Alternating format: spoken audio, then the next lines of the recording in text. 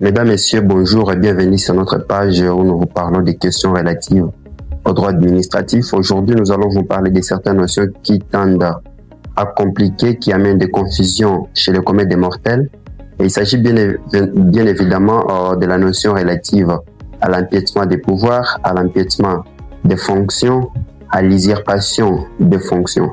Alors, lorsqu'on parle de ces notions, la plupart des gens confondent l'empiètement des pouvoirs, l'empiètement des fonctions, ainsi que l'usurpation des fonctions. Pour parler de l'usurpation des fonctions, il s'agit d'une situation qui se présente dans laquelle une personne n'ayant ni qualité ni droit se prétend par exemple s'immisce dans les affaires internes de l'État et accomplisse les devoirs ou les actes d'une autorité administrative. Tel serait par exemple le cas d'un simple citoyen qui un beau jour se lève, va dans la route et commence à percevoir les impôts ou soit commence à guider la circulation comme un policier routier, qu'on appelle ici communément les roulages. Là, on va dire que la personne là-bas a usurpé des fonctions parce que cette personne n'est revêtue d'aucune charge publique.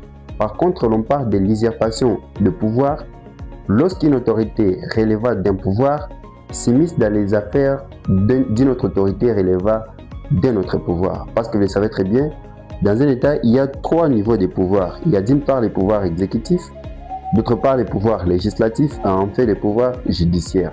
Alors, l'usurpation de fonctions, l'empiètement plutôt des fonctions, c'est qu'on soit dans l'hypothèse où une autorité du pouvoir judiciaire s'immisce dans les affaires ou prend des décisions dans les affaires du pouvoir judiciaire. Ce serait par exemple le cas lorsqu'un gouverneur de province condamne une personne à une peine de servitude pénale de 10 ans de prison. Là, on va dire que par exemple, il y a empiètement des pouvoirs parce que l'autorité ne relève pas véritablement de ces pouvoirs, mais relève d'un autre pôle de pouvoir qui est le pouvoir exécutif.